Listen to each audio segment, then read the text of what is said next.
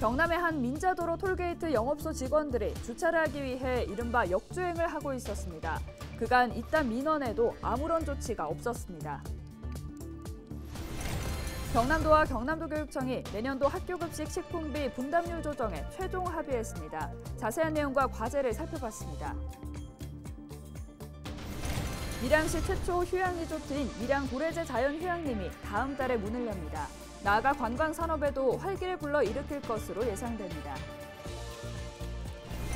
제6회 고성 공룡 엑스포가 10월 1일 개막해 30일 동안 방항포 관광지 일원에서 열립니다.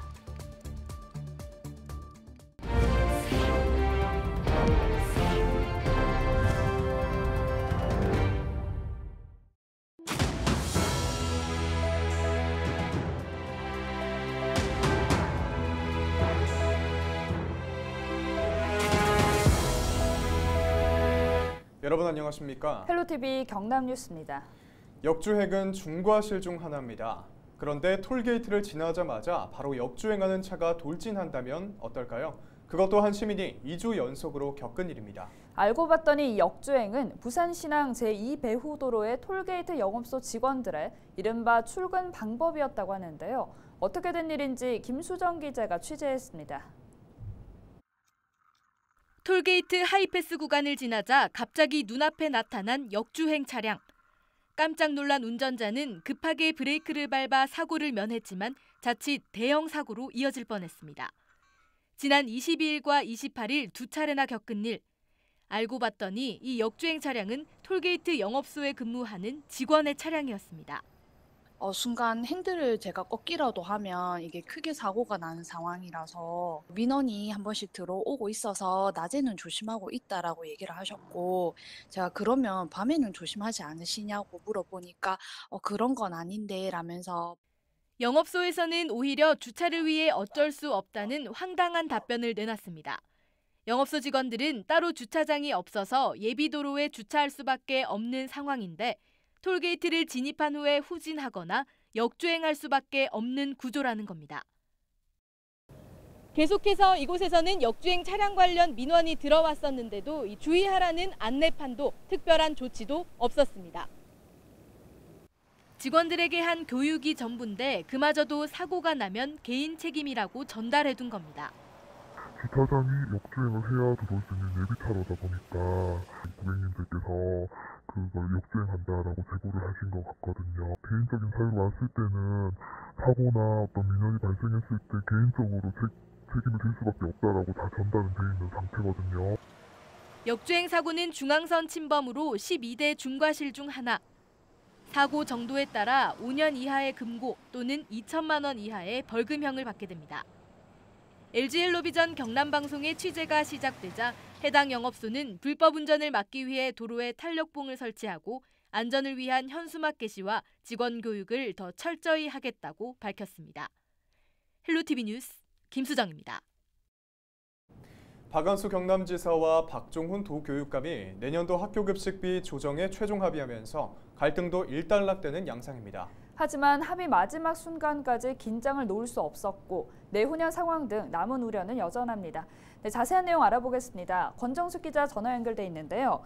권 기자, 지난 7월 말부터 시작된 학교 급식비 분담률 논란, 먼저 일단 마침표를 찍었는데요. 두 단체장이 마주한 27일 교육행정협의회 정기회의 상황부터 전해주실까요? 네, 무려 2달여에 이른 이번 학교 급식비 논란은 말처럼 일단 마침표를 찍었습니다. 지난 27일 박한수 경남지사와 박종훈 도교육감은 도정회의실에서 열린 교육행정협의회 정기회의에서 마주 앉았습니다. 이 자리는 그동안 두 기관이 논의한 급식비 조정 등의 사안을 최종 합의하는 자리였는데요. 사실 두 단체장이 사인하며 완료하기까지 이날도 긴박했습니다. 합의 내용에 도청에서 한 문구를 수정하자고 나오면서 오후 5시에 열릴 예정이던 회의는 미뤄졌고요. 기자들에게 잠정 연기까지 언급되다가 다행히 20분이 지나 열린 상황이었습니다. 현장에서 나온 이야기 잠시 들어보겠습니다. 내년 예산 마련에 있어서 원활하게 이렇게 인원이 되고 해서 내년은 아이들 교육 문제가 아주 잘 될 것 같습니다. 그래도 또 이번에 급식비의 단가까지 또 인상을 해서 우리 아이들에게는 더 좋은 급식이 지급되지 않겠나. 원만하게 합의를 이루는 모습을 도민들과 학부모님들께 보여드리는 것이 더 중요하다는 생각을 했습니다. 앞으로도 도와 우리 교육청의 협치가 원만하게 대화를 통해서 잘 이루어질 수 있기를 진심으로 바랍니다. 네, 그럼 학교 급식비 최종 합의 내용도 살펴보겠습니다. 3차 실무회의에서 5대5로 정해졌는데 내년에도 이렇게 가는 건가요? 그렇습니다. 지난 21일 3차 실무협의회에서 정한 그 부분들은 대부분 반영됐습니다. 급식비 분담률은 반반, 급식 단가는 지난해 대비 12%, 380원이 인상됐습니다. 현재 급식비는 도청 30, 지자체 40, 교육청이 30을 분담하고 있는데요. 내년에는 도청이 20, 지자체 30, 교육청이 50%를 분담하게 됩니다. 내년 교육청은 441억 원을 더 부담하게 되면서 1,130억 원이 넘는 급식비를 내게 됐습니다. 도와 각 시군은 그만큼 줄게 된다고 보면 됩니다. 하지만 보통 급식비는 식품비와 인건비, 운영비를 포함하는데요. 여기서 논의된 비용은 식품비고요. 인건비와 운영비는 오롯이 교육청의 부담입니다. 보통 급식비에서 식품비가 한 50, 인건비와 운영비가 50 정도를 차지한다고 하는데요. 이렇게 보면 실제 교육청의 체감 비율은 거의 80% 정도에 이른다고 보면 되겠습니다. 그런데 3차 실무회의에선 2023년에 한해서라고 기간을 두지 않았나요? 이번 협의에는 보이지 않는데 올해는 이렇게 간다고 해도 2024년 등 또 논란의 소지가 있지 않을까요? 그렇습니다. 만일 내년에만 한시적으로 적용하고 다시 원래대로 돌아가는 것이라면 괜찮지만 문제는 내년 이후에 대해 아무런 협의가 없다는 부분입니다. 사실 이번 합의에는 교육청의 양보가 컸다는 의견이 많은데요. 이번에 도와 각 시군은 물론 경남도의회도 급식비 분담률 조정 등의 도의회가 개입할 수 있는 조례안을 발의하면서 교육청을 압박하는 듯한 양상이었습니다. 교육청은 그동안 재정이 어렵다는 도청의 요구에 2019년 무상급식 이후에도 도청을 대신해서 2년간 매년 106억 원의 저소득 취약계층 급식비를 내왔었는데요. 그런데 내년은 급식비 부담에 학교 공간 혁신부터 다문학생 지원, 방과 후 학교, 진로체험 차량비 지원 등 도 지원 없이 단독 추진해야 하는 것들이 많습니다. 교육청의 지방교육재정 교부금이 내년에도 올해처럼 많을지 사실 미지수고요. 도청이나 지자체의 재정이 나아질 수 있을지도 미지수입니다. 학생들의 급식을 볼모로 한 논쟁을 멈춰달라는 목소리가 나오는 이유도 여기에 있는데요. 급식비 분담률 논란은 경남은 물론 현재 경북 또 충남도 교육청 등 전국에서 이어지고 있습니다. 이제는 좀 더 명확한 기준이 필요해 보입니다. 내년도 학교 급식비 조정과 남은 문제에 대해서 권정숙 기자와 함께했습니다. 네, 계속해서 다음 소식입니다. 이다솜 앵커는 밀양 관광지 하면 어디가 가장 먼저 떠오르시나요? 저는 밀양 하면 아무래도 밀양 얼음골이 가장 먼저 떠오르는데요. 네, 이 밀양 얼음골 말고도 표충사, 케이블카 등 다양한 관광 자원이 있는데요. 밀양 관광의 가장 큰 문제점도 하나 있는데 혹시 아시나요? 제가 볼 때는 숙박시설이 조금 부족하다고 느꼈는데요. 네, 맞습니다. 그동안 밀양의 관광 산업은 머무르다 쉬어가는 관광이 아닌 잠깐 들리는 관광지라는 문제가 제기됐습니다. 이제 조금씩 그 문제가 해결되는 듯한데요. 다음 달 밀양시 최초 자연휴양림인 밀양 도래제 자연휴양림이 문을 엽니다. 전주현 기자가 미리 체험해봤습니다. 걸음을 걷는 곳곳 울창한 숲에서 부는 바람으로 피로를 잊고 눈앞에 펼쳐진 절경이 위로를 전하는 곳. 사람의 발길이 많이 닿지 않은 자연 그대로의 모습을 간직한 이곳은 밀양 최초의 산림 휴양시설인 도래제 자연휴양림입니다. 콘도형과 펜션, 야영장까지 최대 200여 명이 지낼 수 있는 만큼 넓지만 서로 방해받지 않고 휴식을 취할 수 있습니다. 여유로운 시간에 즐거움을 더하고 싶다면 요가 체험센터와 목공예 체험센터 등 언제나 다양한 프로그램에 참여도 가능합니다. 전국 최초로 요가 체험을 할 수 있는 요가 체험 센터가 있고, 그다음에 어린이들이 좋아하는 목공예실, 그다음에 어른들이 좋아하는 등산로가 천왕산으로부터 연결되어 있습니다. 그리고 우리 자연휴양림은 특히 가족형 숙박시설로서 전국에서 많은 분들이 찾아주시기를 기대하고 있습니다. 청정한 자연과 시설, 다양한 프로그램까지.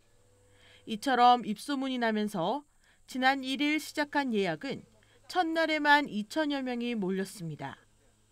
그동안 풍부한 먹을거리와 볼거리, 편리한 교통에도 부족한 숙박시설로 지나가는 관광지에 그쳤던 밀양은 머무는 관광의 새로운 도약을 기대하고 있습니다. 관광 수익으로 연결되어야만이 지역을 활력화시킬 수 있다는 그런 생각을 가지고 있습니다. 그래서 우리 관광진흥과의 캐치프레이즈가 오게 하라, 머물게 하라, 지갑을 열게 하랍니다. 관광이 지역경제 활력화에 큰 도움이 될 수 있도록 해나갈 계획입니다. 가족과 함께 즐기는 산림 휴양시설인 밀양 도래제 자연휴양림은 다음 달 1일부터 정상 운영에 들어갑니다. 헬로티비 뉴스 전주현입니다. 최근 몇 달 사이 임진왜란 관련 영화가 여러 편 개봉되면서 임진왜란에 대한 관심이 어느 때보다 높습니다. 임진왜란 전문 박물관인 국립진주박물관이 다양한 유튜브 콘텐츠로 시민들과 소통하며 역사적 사건을 알리고 나서 눈길을 모으고 있는데요. 조서희 기자가 보도합니다. 2달 전 개봉한 영화 한산. 725만 명이 관람하며 큰 인기를 끌었습니다. 국립진주박물관에선 영화가 개봉된 이후 리뷰 콘텐츠를 만들어 유튜브 채널에 올렸습니다. 박물관 학예사가 본 영화 한산이란 제목으로 조회수 12만 회를 기록하며 관심을 모았습니다. 반응이 괜찮았던 걸로 봐서 역시 국민적인 관심은 굉장히 높다. 그러니까 우리 박물관에 있어서도 이런 연구를 계속 지속하고 심화시킬 필요성이 있다. 그리고 그 결과를 대중에게 환기시키는 것도 지속해야겠다. 국립진주박물관이 유튜브를 통해 시민들과 소통한 건 이번이 처음은 아닙니다. 화력조선 시즌1과 2를 통해 조선 화약 무기에 대한 이야기를 지속적으로 다뤄왔기 때문입니다. 지난 2년간 업로드된 화력조선의 총 조회수는 350만 회.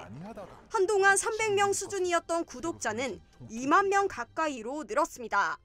국립진주박물관은 이에 그치지 않고 새로운 시리즈인 화력조선 시즌3를 제작했습니다.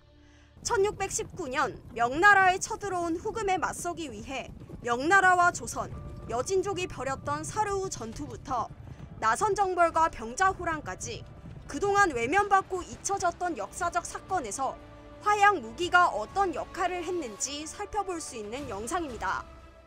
사르후 전투 같은 우리에게 있어서는 뼈아픈 패배의 역사를 좀 다룰 예정이고, 그 이외에도 이제 병자호란 그리고 나선정벌 이런 전투들을 통해서 이제 17세기 그리고 18세기로 넘어가는 시점에서의 조선군에 있어서의 화약무기의 역할, 그리고 어떻게 싸웠길래 우리가 졌는지.